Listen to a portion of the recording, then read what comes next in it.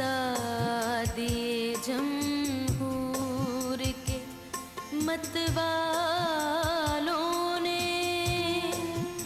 ہر سردار بغاوت کے ہیں نغمے گائے.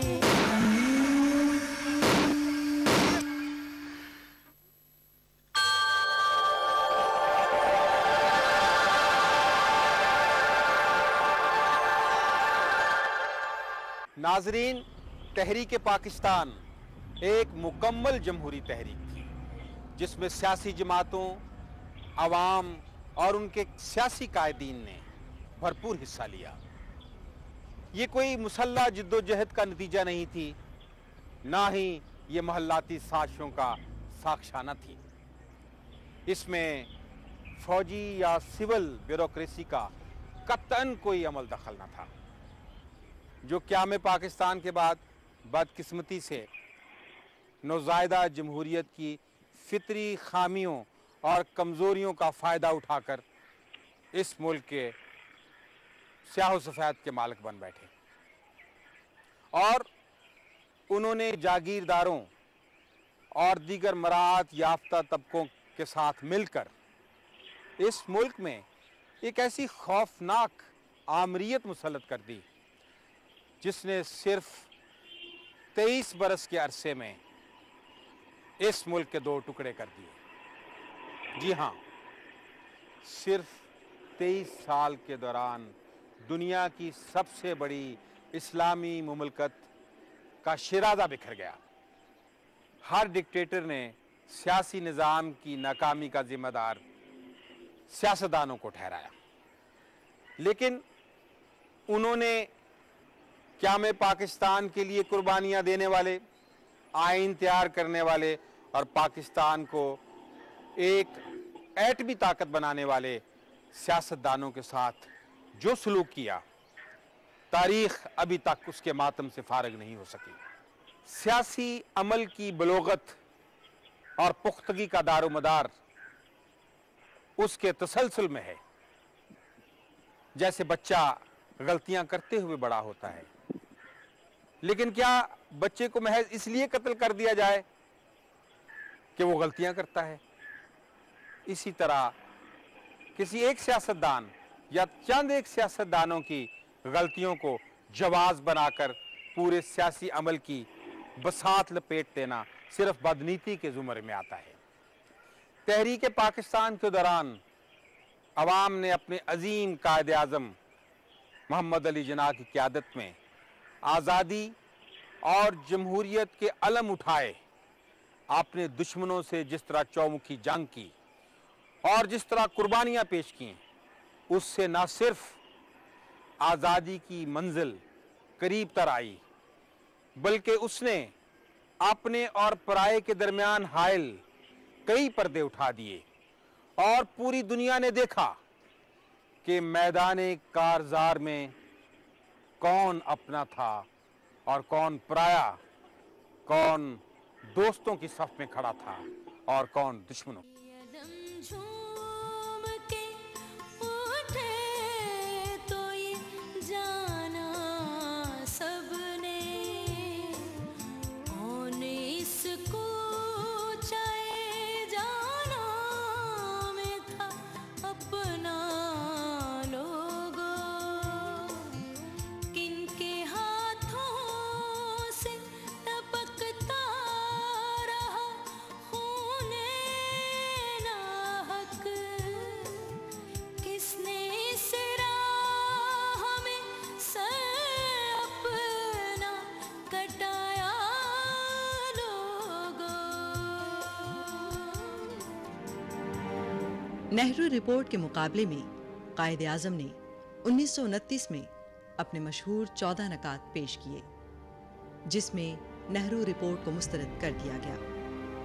ہندوؤں اور مسلمانوں میں آئندہ آئین کے متعلق اتفاق نہیں ہو سکا، اس لیے حکومت برطانیہ نے فیصلہ کیا کہ لندن میں مختلف قوموں کے نمائندوں پر مشتمل گول میز کانفرنس منعقد کی جائے تاکہ باہمی گفت و شنید سے اختلافی مسائل طے ہو سکیں.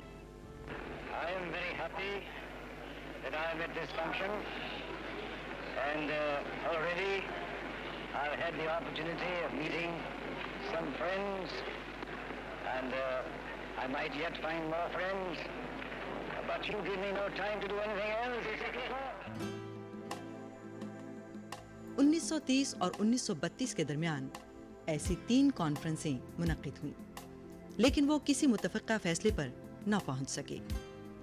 तवील अरसे के बहस व तमहीज़ के बाद बिलाखिर हुकूमत ने कानून मजरिया 1935 मंजूर कर लिया, जिसकी रूह से मरकज़ में 2 अमली निज़ाम कायम करने की तजवीज़ थी। सूबों को खुद इख्तियारी दे दी गई और तमाम सूबाई महकमे वज़रा के सुपुर्द कर दिए गए।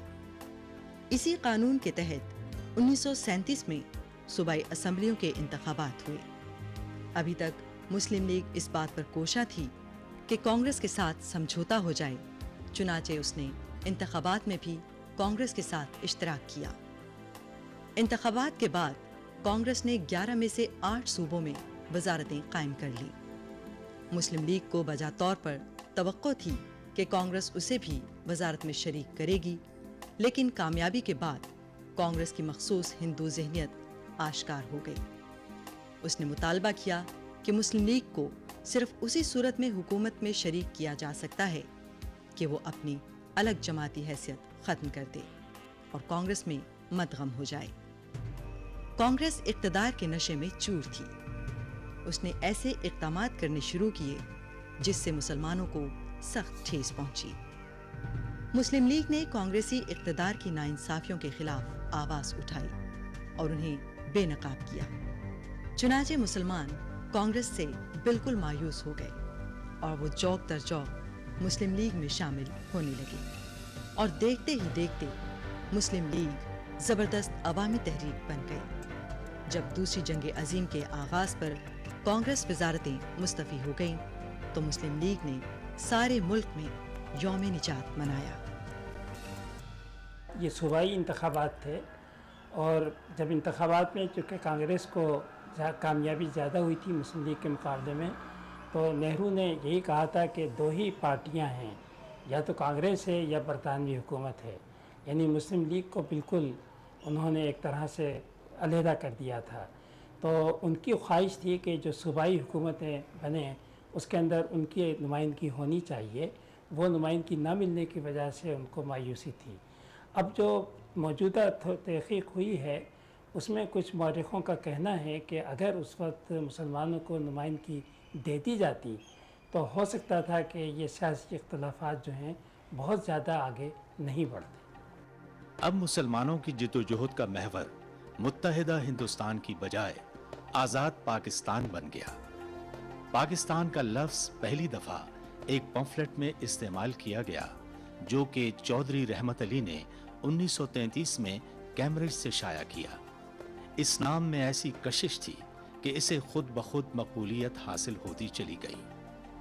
23 मार्च 1940 को लाहौर में मुस्लिम लीग का तारीखी इजलास मुनक़िद हुआ जिसमें वो करारदाद लाहौर मंजूर हुई, जिसे बाद में करारदाद पाकिस्तान का नाम दिया गया। इस करारदाद की रूह से मुस्लिम अक्सरियती इलाकों पर मुश्तमिल एक आज़ाद ममलकत पाकिस्तान का मुतालबा किया गया। मुसलमानान हिंद की एक बड़ी तादाद हिंदुस्तान के गोशे गोशे से मंटो पार्क लाहौर में इकट्ठी हुई और कायद आज़म मोहम्मद अली जिन्नाह की क़यादत में हुसूल पाकिस्तान के लिए बड़ी से बड़ी कुर्बानी देने का अहद मुसम्मम किया। ये करारदाद शेर बंगाल मौलवी फजलुल हक ने पेश की।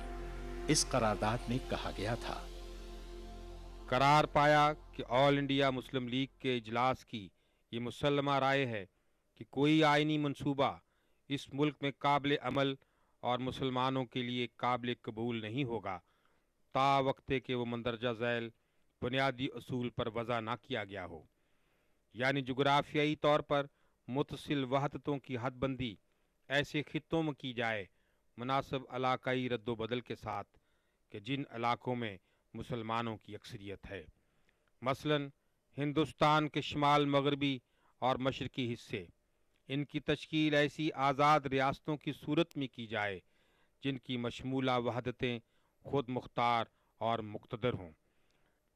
نیز ان وحدتوں اور خطوں میں اقلیتوں کے مذہبی، ثقافتی، معاشی، سیاسی، انتظامی اور دیگر حقوق و مفادات کا مناسب، مؤثر اور حکمی تحفظ ان کے مشورے سے آئین میں صراحت کے ساتھ کیا جائے۔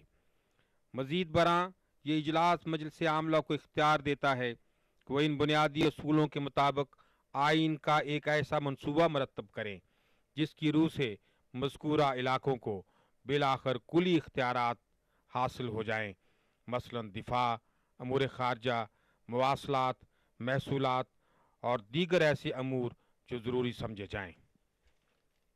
قرارداد پاکستان کی مزید تشریح مرکزی و صوبائی مجالس قانون ساز کے منتخب ارکان کی اس لیگ کنونشن کی ایک قرارداد میں متفقہ طور پر کی گئی جو قائد اعظم کی صدارت میں 9 اپریل 1946 کو دہلی میں منعقد ہوئی، اور جس میں من جملہ دیگر امور متعلقہ کے یہ واضح کیا گیا کہ ہندوستان کے شمال مشرق میں بنگال اور آسام اور شمال مغرب میں پنجاب، صوبہ سرحد سندھ اور بلوچستان یعنی پاکستان کے علاقے جہاں مسلمانوں کو غالب اکثریت حاصل ہے، وہاں واحد مقتدر آزاد مملکت کی تشکیل کی جائے، اور اس امر کا واضح اعلان کیا جائے کہ پاکستان کا قیام بلا تاخیر عمل میں لایا جائے گا۔ قرارداد لاہور مسلمانان ہند کا ایک ایسا خواب تھا جسے ہندو پریس نے دیوانے کے خواب سے تشبیہ دے کر اس کا تمسخر اڑایا، لیکن دنیا نے دیکھا کہ صرف 7 سال کے عرصے میں وہ خواب ایک زندہ حقیقت بن کر دنیا کے نقشے پر نمودار ہو گیا۔ یہ قرارداد کا دیکھیں بہت اہم چیز جو اس میں تھی وہ یہ تھی کہ ایک تو اس میں مسلمانوں کو ہندوستان میں اقلیت نہیں بلکہ قوم کہا گیا ہے۔ دوسری بات یہ کہ اس میں ایک علیحدہ وطن کا بھی مطالبہ کیا گیا ہے، لیکن اس میں ایک بات یہ بھی تھی کہ پنجاب کے اور بنگال کے سلسلے میں جب بات کی گئی تھی تو ان کی کوئی سرحدوں کی بات نہیں کی گئی تھی یا تقسیم کی بات نہیں کی گئی تھی۔ تو ایک طرح سے اسے بعد میں پریس میں اس کو لاہور ریزولوشن کے بجائے پاکستان ریزولوشن بھی کہا جانے لگا، لیکن اس طرح سے یہ ہے کہ اس میں پہلی مرتبہ کچھ مطالبات جو ہیں وہ پیش کیے گئے، لیکن خاص بات یہ ہے کہ اس قرارداد میں کہیں بھی مذہب کا استعمال نہیں کیا گیا ہے کہ پاکستان یا ایک نیا ملک جو ہے مذہب کی بنیاد پر بنے گا۔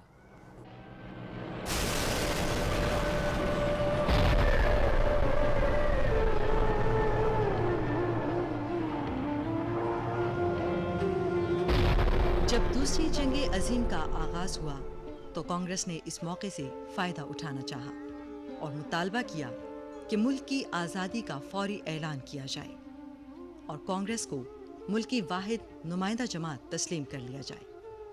لیکن جب حکومت نے کانگریس کا یہ مطالبہ تسلیم نہ کیا تو تمام صوبوں میں کانگریسی وزارتیں مستعفی ہو گئیں۔ کانگریس کو اپنی طاقت پر اس قدر بھروسہ تھا کہ اس نے سمجھا کہ حکومت کو اسے دوبارہ وزارتیں بنانے کی دعوت دینا پڑے گی، مگر اسے مایوسی ہوئی۔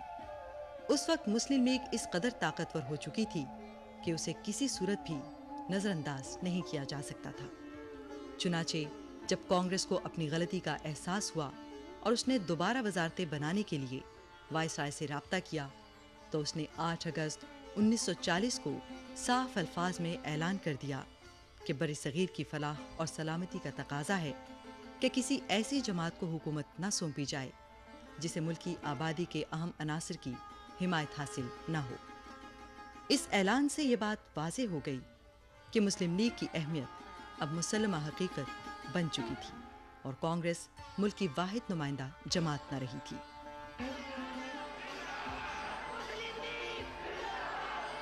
جنگ کے ابتدائی مراحل میں برطانیہ کی حالت دن بدن نازک ہوتی جا رہی تھی، یہاں تک کہ جاپانی فوجیں رنگون پر قابض ہو کر بر صغیر کی دہلیز تک پہنچ گئیں۔ اس صورتحال میں ہندوستانی عوام کی حمایت حاصل کرنے کے لیے حکومت برطانیہ نے 1943 میں سر اسٹیفورڈ کرپس کو چند تجاویز دے کر بر صغیر روانہ کیا۔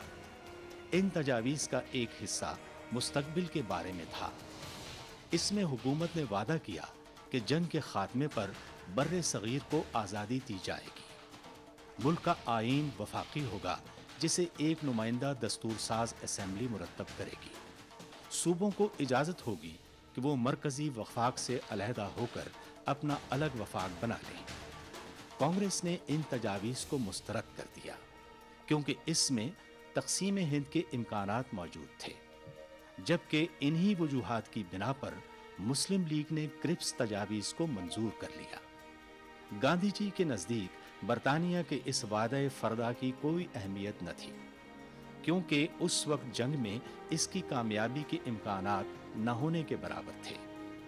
उन्होंने इन तजावीज़ के बारे में कहा, ये एक बाद की तारीख का चेक है और ऐसे बैंक के नाम है जो दिवालिया हो रहा है। क्रिप्स की वापसी के बाद गांधी जी ने हुकूमत के खिलाफ एक पुरजोर तहरीक का मंसूबा बनाया। इसे हिंदुस्तान छोड़ दो या क्विट इंडिया का नाम दिया गया। क्विट इंडिया तहरीक में चूँकि ये कांग्रेस की तरफ से आई थी और मुस्लिम लीग ने इसका साथ नहीं दिया था, तो सियासी इख्तिलाफात जो हैं बढ़े, और ये सियासी इख्तिलाफात 1937 के इलेक्शन के बाद भी थे। मज़ीद इसने और इजाफ़ा किया, और यही वजह थी कि मुस्लिम लीग और कांग्रेस दोनों के रास्ते अलहदा होते चले गए। गांधी जी 1944 में जेल से रिहा हुए और उसी साल सितंबर में एक एतदाल पसंद कांग्रेसी रहनुमा राजगोपाल आचार्य की कोशिशों से कायद-ए-आज़म और गांधी जी में मुज़ाकरात हुए। राजगोपाल आचार्य 1942 से ही कांग्रेस को पाकिस्तान का मुतालबा तस्लीम कर लेने की तरगीब दे रहे थे, अगरचे उनकी कोशिशें कामयाब न हुई, लेकिन इन मुज़ाकरात के जरिए कायद-ए-आज़म को मुसलमानों का वाहिद नुमाइंदा तस्लीम कर लिया गया। वाइसराय लॉर्ड वेवल ने पाक और हिंद की सियासी गुत्थी सुलझाने की एक और कोशिश के तौर पर तमाम हिंदुस्तानी लीडरों को जून 1945 में हिंदुस्तान के गरमाई दारुल हुकूमत शिमला में आने की दावत दी। शिमला में हिंदू मुस्लिम लीडरों के दरमियान बातचीत के कई दौर चले, लेकिन ये कॉन्फ्रेंस किसी नतीजे पर पहुंचे बगैर खत्म हो गई। इस कॉन्फ्रेंस में ये फैसला न हो सका कि आया मुस्लिम लीग मुसलमानों की वाहिद नुमाइंदा जमात है या नहीं। अब इसका फैसला राय आमा पर छोड़ दिया गया और इंतखाबात कराए गए। ये इंतखाबात 1946 में मुनक्किद हुए। इनमें मुस्लिम लीग ने मरकज़ी मजलिस कानून साज की जुमला 30 मुस्लिम नशिस्तें हासिल कर ली। सूबों में 507 मुस्लिम नशिस्तें थीं, जिनमें से मुस्लिम लीग ने 427 पर कामयाबी हासिल कर ली। इन इंतखाबात ने साबित कर दिया कि मुस्लिम लीग ही मुसलमानों की वाहिद नुमाइंदा जमात थी। 1945 में बरतानिया की लेबर हुकूमत ने एक वजारती मिशन हिंदुस्तान भेजा, जिसने बर्रे सगीर को 3 ग्रुपों में तकसीम करने की तजवीज़ दी। Group A UP, Bihar, Orissa, सूबा जात मुतवस्सित, बम्बई और मद्रास। ग्रुप 2 पंजाब, सिंध और शिमाल मगरबी सरहदी सूबा। ग्रुप 3 बंगाल और आसाम। इस तरह ये सैगाना वफाक का एक अनोखा मंसूबा था। नए आईन के निफाज से पहले एक अबूरी हुकूमत का क़याम भी मंसूबे का हिस्सा था। वजारती मिशन ने वाज़े तौर पर कहा था कि या तो इस मंसूबे को कुल्ली तौर पर मंजूर कर लिया जाए या मुस्तरद। जुज़वी मंजूरी काबिल कबूल न होगी। कांग्रेस ने इसे जुज़वी तौर पर मंजूर किया, जबकि मुस्लिम लीग ने कुल्ली तौर पर इससे इत्तेफाक कर लिया। लेकिन अंग्रेज़ों ने वादे के मुताबिक मुस्लिम लीग को अबूरी हुकूमत बनाने की दावत न दी। इस सरी वादा खिलाफी पर मुस्लिम लीग ने शदीद नुक्ताचीनी की और मंसूबे की मंजूरी वापस ले ली। अब मुस्लिम लीग ने अपने मुतालबात मनवाने के लिए रास्त इक़दाम करने का फैसला किया। इसके लिए 16 अगस्त 1946 का दिन मुकर्रर किया गया, जबकि 2 सितंबर 1946 को कांग्रेसी वज़रा ने पंडित जवाहरलाल नेहरू की क़यादत में अबूरी हुकूमत की बागडोर संभाल ली। मुस्लिम लीग के एहतजाज के बाद वाइसराय को अपनी गलती का एहसास हो गया और उसने मुस्लिम लीग को भी अबूरी हुकूमत में शमूलियत की दावत दे दी। इस अबूरी हुकूमत में मुस्लिम लीग के 5 वज़रा शामिल थे। لیاقت علی خان کو وزارت خزانہ کا قلمدان سونپا گیا اور انہوں نے جو بجٹ بنایا وہ غریب کے بجٹ کے نام سے مشہور ہوا۔ نئے آئین کی تیاری عبوری حکومت کا سب سے اہم کام تھا، جو دونوں بڑی جماعتوں کے باہمی اختلافات کے باعث آگے نہ بڑھ سکا۔ چونکہ ایک تو کیبنٹ مشن پلان نے ایک موقع دیا تھا کہ جو اختلافات ہیں ان کو ختم کر کے ایک یونائٹڈ ہندوستان جو ہے وہ رہے، تو وہاں پر یہ اختلافات ان کے بڑھ گئے اور وہ کیبنٹ مشن پلان جو ہے وہ ناکام رہا، اور عبوری حکومت کے اندر بھی کوششیں ناکام رہیں۔ لہٰذا اب یہ کہنا کہ اگر بنا لیتے تو ہو سکتا ہے، یعنی اس کے امکانات ضرور ہیں، خاص طور سے جناح صاحب کی خواہش ضرور تھی کہ اختلافات کم سے کم ہو جائیں اور کوئی ایسی جگہ مل جائے کہ جس کے اندر مسلمانوں کے حقوق کا تحفظ ہو سکے، تو اس لیے ہو سکتا ہے کہ پھر صورتحال مختلف ہو جاتی۔ اس صورتحال کے پیش نظر برطانیہ کے وزیر اعظم ایٹلی نے فروری 1947 میں اعلان کیا کہ برطانیہ ہر صورت جون 1948 تک برِ صغیر سے نکل جائے گا۔ مارچ 1947 میں لارڈ ویول کو واپس بلا لیا گیا اور اس کی جگہ لارڈ ماؤنٹ بیٹن کو وائسرائے مقرر کیا گیا۔ آخرکار 3 جون 1947 کو تقسیم کے منصوبے کا اعلان کر دیا گیا۔ The world has no parallel for the most onerous, difficult task which we have to perform. I pray to God that this critical moment He may guide us and enable us to discharge our responsibility in a wise and a statesmanlike manner. طے پایا گیا کہ برصغیر کو 2 الگ الگ مملکتوں میں تقسیم کر دیا جائے۔ پنجاب اور بنگال کو 2 حصوں میں بانٹ دیا جائے گا، جبکہ شمال مغربی سرحدی صوبے اور سلہٹ میں ریفرنڈم کرایا جائے گا تاکہ معلوم ہو سکے کہ وہاں کے باشندے کس ملک میں شمولیت چاہتے ہیں۔ ریفرنڈم کے نتائج کے مطابق صوبہ سرحد اور سلہٹ کے عوام نے پاکستان میں شمولیت کے لیے ووٹ دیا۔ 18 جولائی 1947 کو برطانوی پارلیمنٹ نے اس منصوبے کی بنیاد پر آزادی ہند کا قانون منظور کیا، جو بالآخر 15 اگست 1947 کو نافذ ہوا۔ چنانچہ 14 اگست کو پاکستان وجود میں آیا، جو دنیا کی سب سے بڑی اسلامی مملکت کہلایا، اور قائد اعظم محمد علی جناح اس کے پہلے سربراہ مملکت بنے۔ I'm looking forward to making Pakistan as one of the greatest nations of the world. ہم کے آزادی جمہور کے مت والوں نے ہر سردار